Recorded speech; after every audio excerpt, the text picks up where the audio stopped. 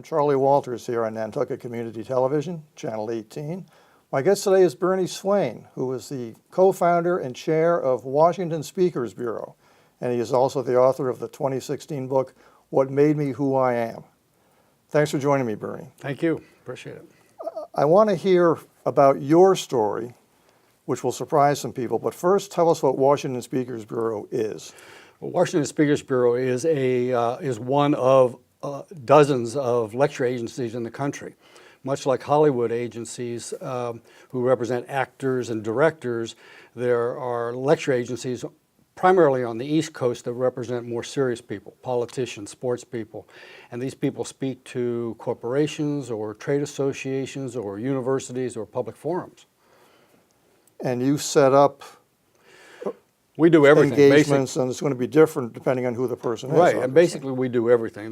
Within the company, we have agents who develop a relationship with the organizations that we're booking these speakers for. At the same time, we have travel agency within the company, we have assistants within the company, we have people who travel with the speakers to make sure the logistics go well. We do all the logistics. We get the background on the organization. We vet the organization because today you got to be very careful about who people speak to, especially if you're well known. So we do everything from the time they walk out that door to the time they walk back to their house. And you take a cut, I assume, of whatever the speaker We makes? do. Normally it's a 15 to 20% cut, and we're just like any other agency, like a Hollywood agency. And how many clients do you have at a given time? Well, we started out with very few, obviously, but today I guess we probably have 200, 250 speakers, and they're all different kinds. I mean, there are politicians and businessmen and achievers of all kinds, and sports figures and journalists and people who have been in politics all their lives. Give us some names. Well, we've represented 3 of the last 5 presidents of the United States, the last 6 prime ministers of Great Britain, a number of world leaders, politicians, sports figures, journalists, all sorts of kinds of people. And how do you connect with them? Well, Washington is very interesting, and I'll get into the story later, but Washington is basically a very small town. So that's one of the things that helped us getting started, and our reputation finds us these people. We identify people that we want to represent. At the same time, we have to do a good job for the people we currently represent because they tend to be the references for us. And they tend to know these people. And so it's easy for somebody to say something bad about us. It's harder, and we have to work harder for them to say something good about us. And I assume there's some people who you realize just are not a good fit. And if they were to approach you, you would say no. And we do, because we can't afford to do a bad job for someone because that goes back to what I was just talking about. They're going to say something that we didn't produce or we didn't do a good job for them. So we have to be pretty confident from the very beginning that we're going to do a good job for somebody. And you work on a handshake. We do, and it was a mistake on my part. Basically an error in judgment. We had started our company in a supply closet, and we had been in that supply closet for 14 months and hadn't represented anybody. Basically, our idea of starting a speakers bureau, based on no experience, was that we would look up famous names and we'd try to find a telephone number or an address. And generally, nobody ever called us back by telephone, and those letters were returned from lawyers who said, don't write my client, this famous person, again, because we'll sue you if you do, because basically what we were doing was trying to entice them to break a written contract. So we were in that closet for 14 months when I had a guy named Steve Bell at Good Morning America, which had been a news show in 1975. I had met Steve briefly when I had been at the university where I was as an assistant athletic director earlier, and Steve had been under one of those written contracts and they hadn't produced for him. So Steve called on the phone and the contract had expired, and he said, well, I'll give you guys a chance. So I went over to his office, I agreed to represent him, and I shook his hand. So on the drive back, I realized that I didn't sign him to a written piece of paper, and it was too late. So when I got back, I explained to my wife Paula why I hadn't signed him to a piece of paper. I tried to justify it by saying, well, what good's it going to do to hold him to a piece of paper if he's unhappy? And that gave us our big break, because Steve then went and told other Washington journalists that if you don't want to sign a written contract and be tied up with one agency, you can shake hands with these new little guys in town and walk out on them anytime you want. And ever since then, we've represented every speaker, including presidents and prime ministers, just on a handshake. So it was, in a way, it was a convenient mistake. I mean, It was a turning point for us. You didn't mean to do it that way, but it actually worked out better than it would have had you done it in a traditional Yeah, and way. what it did was to establish an atmosphere of trust between us and the speaker. But not only that, it established an atmosphere of trust with all the employees that we had. I mean, obviously we have to have some written contracts, employee contracts, but basically we do as much as we can on a handshake, because it says, you know, we have to do a good job for somebody. We have to take care of you as a speaker. We have to take care of you as an employee. And if you don't trust us and we don't trust you, then that relationship just does not work. Let's move over to the book now. And I've just jotted down a few of the 35 names that make up the stories in the book. Terry Bradshaw, Mary Lou Retton, World of Sports. Tom Brokaw, Ted Koppel, Chris Matthews, Bob Woodward, journalists. Tony Blair, who was in a rock and roll band in England. I had not known that until I read your book. Bob Gates, Rudy Giuliani, Alan Greenspan, George Mitchell, Condoleezza Rice. These are some very big names here. Right. Tell us some of the stories you are most happy to talk about, most impressed by. Well, I think I think what's important is the theme for all of these stories. When I was about 5 years after we started, Alex Haley called me on the telephone and asked if he could come and see us. And over a period of months and years, I bonded with Alex Haley, and he used to come to my office and sit there in the office and talk about family and relationships. And he used to repeat a phrase to me: when an old person dies, it's like a library burning.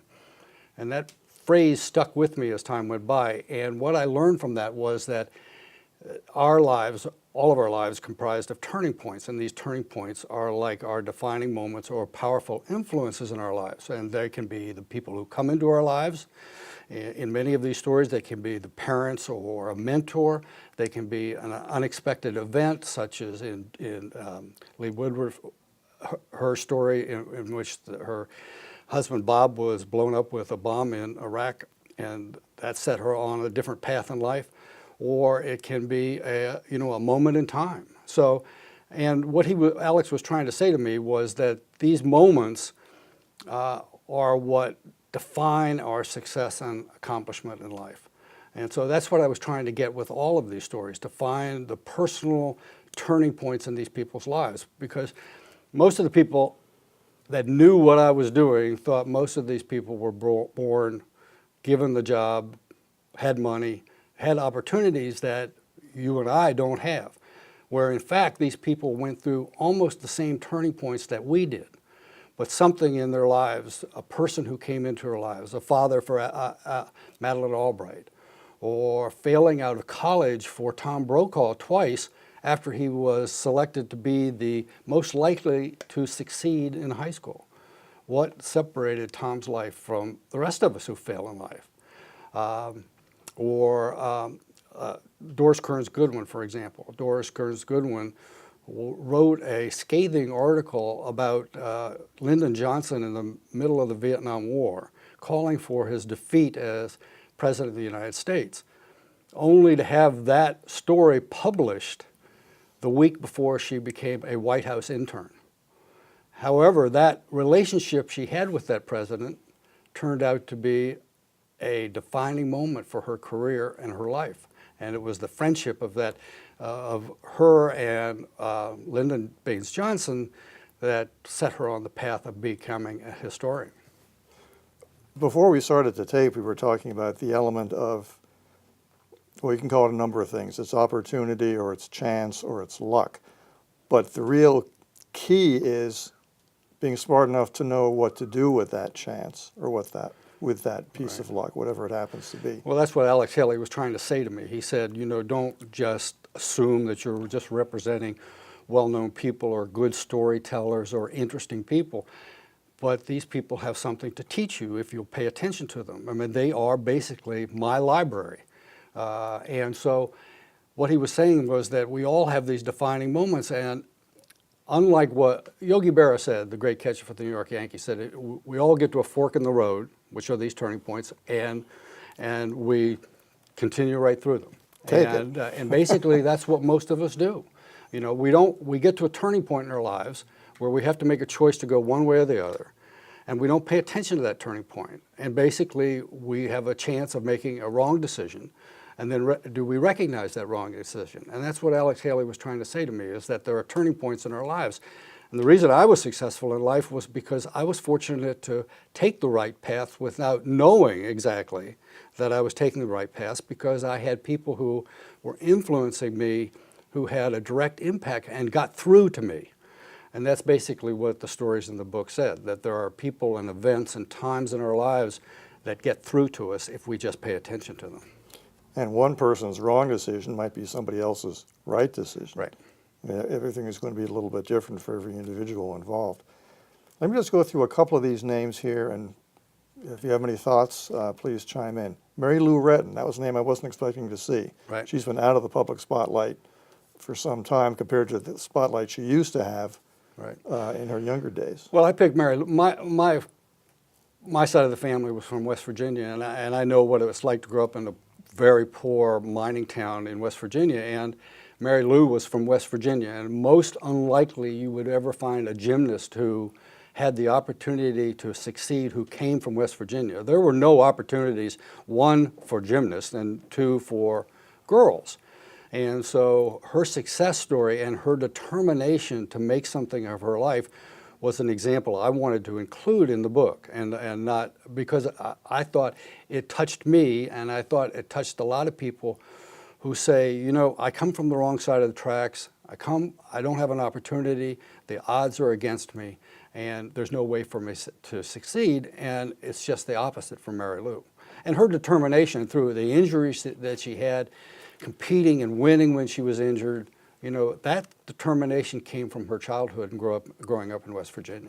I'm glad you mentioned the determination, because she was at a point in her life where they said, well, you can't do this for a while, and she wouldn't accept that.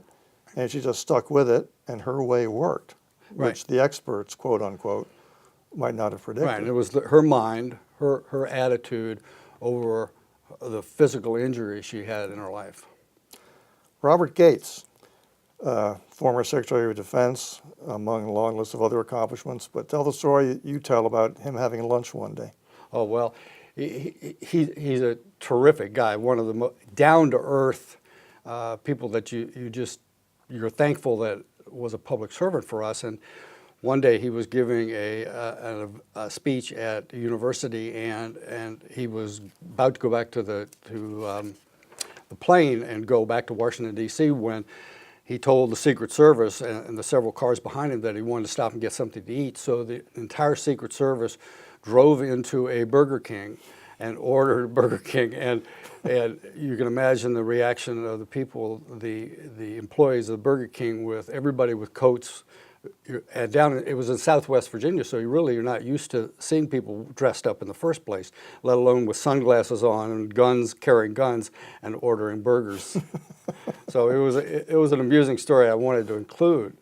Well, it makes him a more down-to-earth person to hear a story like that. He's not just a guy in a suit. That was important to me for all the stories, because, you know, as I said before, you know, we tend to think of these people as having opportunities we don't have, and it's just not true. We can all accept and excel in our lives and do things that we think we can't accomplish. I mean, I came from a background where no one in my family had ever attended college before. When I started at the beginning, I had no intention of ever going to college. The conversation in my family was never about going to college. And they were good people. I mean, it wasn't that they were trying to ignore my future. It was just the culture that I was in.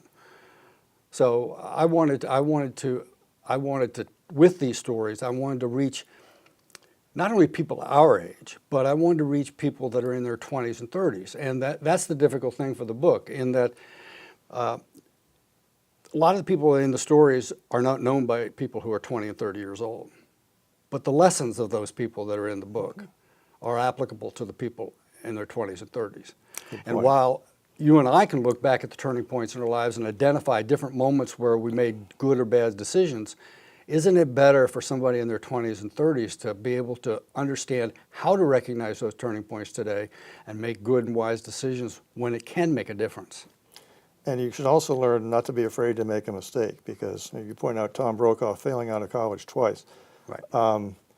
Just because you made a mistake today, it doesn't mean you're going to make one tomorrow or the next day. Right, and so many, and that's part of it. So many people today give up. You know, I mean, I started a company against all odds of it succeeding, and I'm in a closet for 14 months. I could have easily given up at any time. There were many days when I would sit in that closet and wonder, what have I done? What have I done with the future of my family? But every morning I got up with a new attitude that something good was going to happen. And that is a passion for wanting to do something. And I think having a passion is so much more important than having a talent. Because I didn't know whether I had a talent to do this. It turned out I was fairly good at doing it, but I would have never done it if I hadn't had the passion to want to do something in my life and to make sure that it worked. And what's sad today is too many young people give up. I mean, would somebody today start in a closet and sit there for 4 months and then give up? Would they sit there for 14 months? And my question is, that's the reason I wrote the book, and my question is that, you know, that we need to have these people stay with their passions longer and not give up. I don't know who said it, but he or she was absolutely right. Genius is 10% inspiration and 90% perspiration. Right. That's just what you're talking about. Right, and unfortunately it's a phrase, and you know, we get so many good business lessons today like that. What I was trying to do was to take those business lessons, those lessons of life, and put them in the context of a story, so that you can better understand the lesson, rather than having somebody, a great business author or a great example in life, say something, you know, here's a 2-phrase great business lesson you can learn. I would rather have that put in a story so you can say, you know, I can see myself in that story. You've mentioned that closet a couple of times, but you didn't tell us whose closet it was. Chuck Hagel was a friend of ours. Chuck Hagel became United States Senator for Nebraska and the Secretary of Defense for Barack Obama. And we were friends, and when we started, we didn't have any money, and Chuck offered we didn't have money for an office. There was only 3 of us. There was Paula, my wife, myself, and our business partner, and we didn't have any money, so he said, you know, I'll rent you my stationery closet. Now, the unique thing about the stationery closet was that if we needed to leave that stationery closet for any reason, we had to wait for one of Chuck's meetings to be over, because you had to walk from our closet through Chuck's office to get out. So you have to learn how to plan ahead. and often it's hard to plan ahead. Yes. You know. Now, there are 2 people in the book who have something in common and I wouldn't have guessed. Tony Blair and Alan Greenspan. Right. Both musicians in their early days, Yeah. and ended up doing things totally different. Who both wanted to be a musician.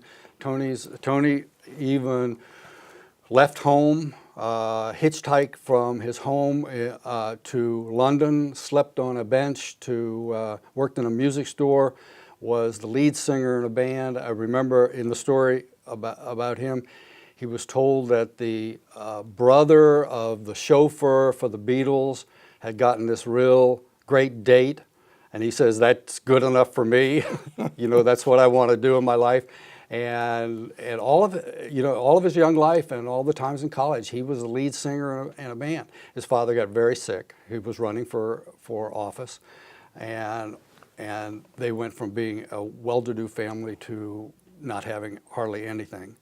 And that moment, the inspiration of his mother trying to get his father well again and able to speak again, totally changed Tony's life. So he wanted to fulfill the expectations of his father. And the same with Alan Greenspan. Alan Greenspan was a very talented musician, was a scholar as far as musicians are concerned. At a very young age, just at the age that you would graduate from high school, was playing in a big band, traveling all over the country. And one of his bandmates was Stan Getz, the great musician, and Stan was so good that Alan Greenspan said that, well, if I can't be that good, maybe I want to do something else where I can be better or as good as I possibly can. He was keeping books for the band. He became the head of the Federal Reserve only because he started keeping books for his band. So being in a band led to running the Federal Reserve. Right. Not a road you would think would No. be taken. No. Now, there's another person in the book with a musical background, Condoleezza Rice. Right. But unlike Greenspan and Blair, she still performs in public from time to time. She does. Her family is incredibly talented, and she used to live at the Watergate when she was Secretary of State, and she had an apartment that she lived in, but above her she had another apartment with a piano in there, and she used to practice there all the time. I mean, she's an incredibly talented individual and a great golfer. She just does so many things well. And the great story for her was that her grandfather bought a series of scholarly books because he believed in learning from other people. Yeah, you talk about that in your book. And the books cost a fortune, more than they could afford. And his grandmother wanted him to take the books back. He refused to take them back because he believed in education, and that heritage of education was passed down to Condoleezza Rice. She still has those books that are sitting on her mantle at home. Most of the names in your book are household names, but there was one name I was not familiar with, and that's Liz Murray. Right. Tell us her story. Liz Murray was a child of drug-addicted parents who, as a teenager, became homeless in the streets and the subways of New York City. And she reached a point in her life, she was not in school anymore, and she reached a point in her life where she was trying to get back in high school, and none of the high schools in New York City would take her back again because she'd missed so much time. And she said, you know, there's got to be more to my life than sitting, you know, out on the streets and living in the subways. She had a choice at one point where she had just enough money and she was hungry to go with her friends and get pizza, or make this one last trip to a high school. Probably they were going to turn her down. So it was easy for her to say, well, I'm just going to give up and go and get pizza. And she didn't. It was the turning point, that fork in the road for her. She went to meet with this one teacher who at a special school. The teacher took interest in her, pushed her. She ended up fulfilling 3 years of high school in 2 years. She was visiting Harvard, and she said, gee, I'd love to attend this. And the teacher says, well, you know, nothing's out of opportunity for you. You can do anything you want in life. And she ended up getting a New York Times scholarship and attending Harvard. And now she's working on her PhD at Columbia, has 2 beautiful children, and her husband's a professor up in Boston. And how did you connect with her? That's part of what we do. I mean, you know, there's somebody in the book named Scott O'Grady. Scott was shot down in Bosnia and was missing for 6 days, and it was on the front page of all the newspapers of the world. And you look for these people. You look for stories that can relate to all of us. And we're not just signing presidents or prime ministers, but we want people who have experienced things that we all experienced, and overcome that adversity. So, you know, we pay attention to the newspapers. We have dozens of television sets. We're catching every news story we can catch. Every snippet that's in a newspaper, we're interested in reading it, because that's what we do. We try to find people who have experienced life in different ways and succeeded where other people haven't succeeded. That Scott O'Grady's story really is something, by the way. Those 6 days in Bosnia, it's a remarkable account. It is, and he's a great young man, and he wanted to be a pilot all his life, and that experience changed his life. He then went to school to become a minister, and he's now working with youth and teaching kids. So it totally changed his life. I mean, he sat there alone with the army in Bosnia looking for him, assuming he was never going to get back again, and over a 6-day period relived his life laying there in the grass and the mistakes that he made. And what did he really want to do with his life? And that's what totally changed his life. It was the opportunity that I spoke about earlier, where we need to slow down sometimes and think about where we're going to go, and look at opportunities in our lives, these turning points, and recognize this is a turning point for me. 35 people in the book, and you begin each section with a brief description of the person, and then in their own words they tell you what made them who they are. But tell us about the process. How did that come together? Well, basically, I knew the stories. So, and I ended up doing about 70 stories. So I have some more. Some work better than others, but I have more stories. And what I did was, I identified people I wanted to put in the book. So one of those was Bob Woodward, and Bob called me on the phone. He said, the difficult thing about writing this book is that people are going to tell you what they want to tell you. It's going to be, this is my life, and this is the way I want it presented. And he says, your challenge is to find the story behind the story. And that is what Bob Woodward is. I mean, Bob Woodward in his story was a janitor who discovered what he wanted to do. So Bob kind of forced me to pay attention to these stories. And so the process we went through is that I asked the people I wanted to be in the book. I then got them on the telephone, or I met them in person, and I taped their conversations. And then we took the stories and wrote the stories, and many times I didn't get what I wanted to get, because I got that PR that Bob Woodward was talking about. So I have to go back again, and I know, where do I want to go with this story? Where do I think this story goes? What are the questions I need to ask to get the truth behind what they're telling me? And so I went back again, and I would interview them again and get the questions. And there were some people, like Terry Bradshaw, who hides his sadness behind a great sense of humor, was very reluctant to admit that sadness that he had in life. The feeling bad because people called him stupid. And so it was very difficult for him to admit it, and in different degrees, it was difficult for other people in the book to admit it. And that's what I needed to get out of those stories, the real story. So, because I figured it's not going to mean anything unless people read these stories and can relate to them. So you went through an interview process with these people, but you don't include the questions in the finished product. I don't. It's just I wasn't their looking. words. I wasn't really looking. The questions were all different, and so you didn't enter a process where I've got 10 questions I know I'm going to ask of every person. I mean, I did a lot of repeat questions, but at the same time, the story led me different places, and I was more interested in the story than what I thought I wanted to get out of it. I knew I wanted to look for the turning points in the lives of these people. But at the same time, I didn't want to go down the path of asking questions about turning points. I wanted to ask questions where the life led me.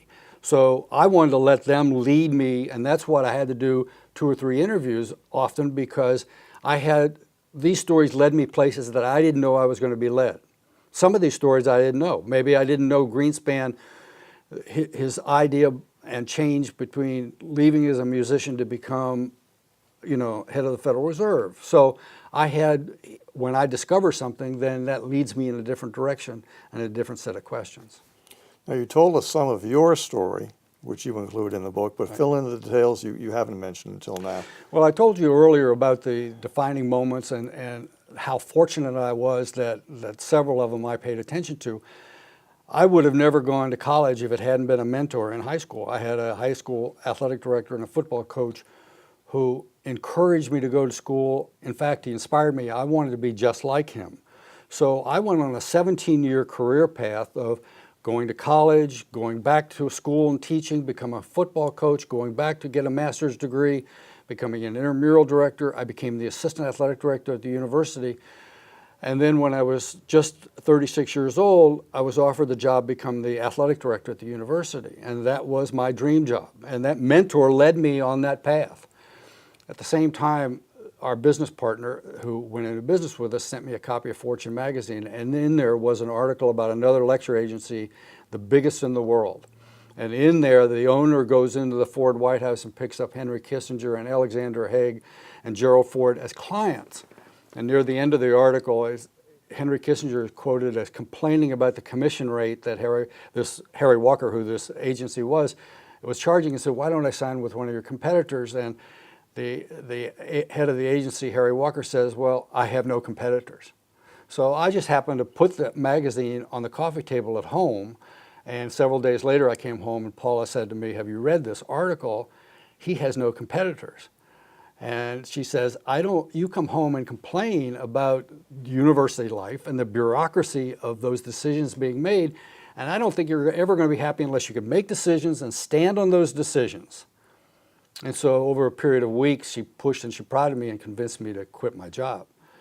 And as I said before, we had no experience and no money, certainly no plan to succeed. We put a second mortgage on our home, and now we had $55,000 of mortgages on a $60,000 house at above 12% interest rate.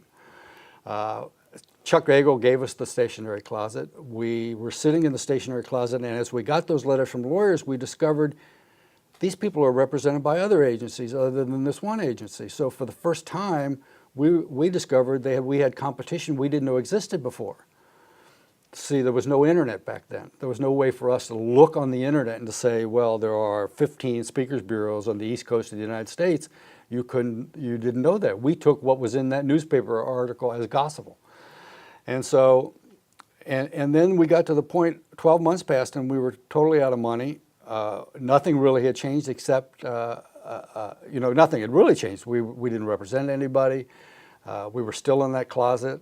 And so that's when 2 months later, Steve Bell came into our life.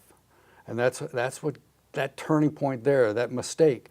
And as I said before, we'd never gotten to that point if it hadn't been for the passion to succeed.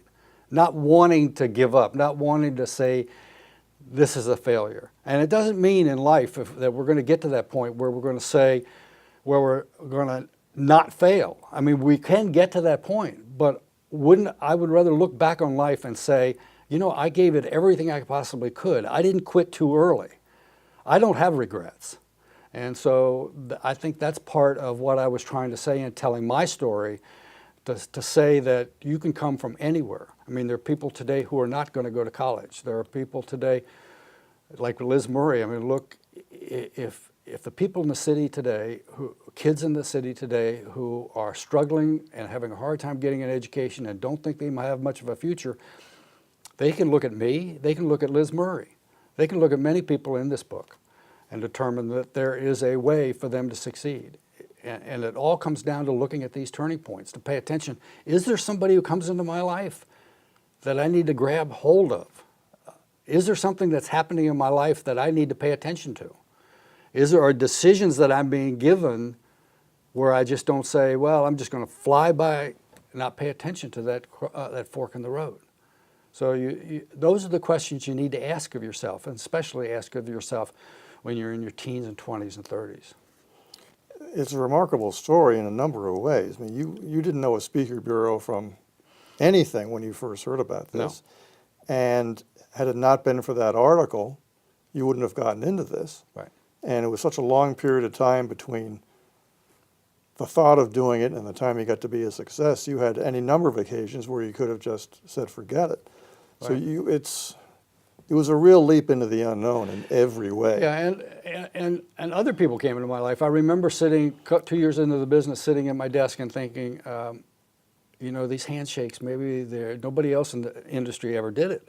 So I said, maybe those handshakes are just got us started, but let's forget it. Let's tie people up. I'm tired of worrying about how good are we doing for these people. And I was trying to think of every shortcut I could think of to get there somewhere quicker, to have that success happen quickly. And so at the same time, we were recruiting a football coach at the University of Minnesota named Lou Holtz, and he sent me a letter accepting, after saying no to us, he accepted and said, I'll let you represent me on, and at the bottom of the letter he put 3 questions. Can I trust you? Are you committed to excellence? Do you care about me?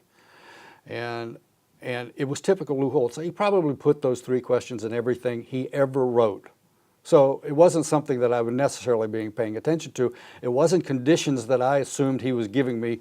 He had already said, you can represent me. I was happy. So I put the letter on my desk, and it sat there for hours, and I meant to file it away. And then I found it there days later, and it's still sitting there. And finally I picked it up and looked at it, and I couldn't figure out why I couldn't file it away. And then there it was. Can I trust you? Are you committed to excellence? Do you care about me? Very reasons I wanted to start something on my own in the first place. So I could have easily diverted off at that point, signed people to contracts. Maybe I wouldn't have been as successful as I ended up being.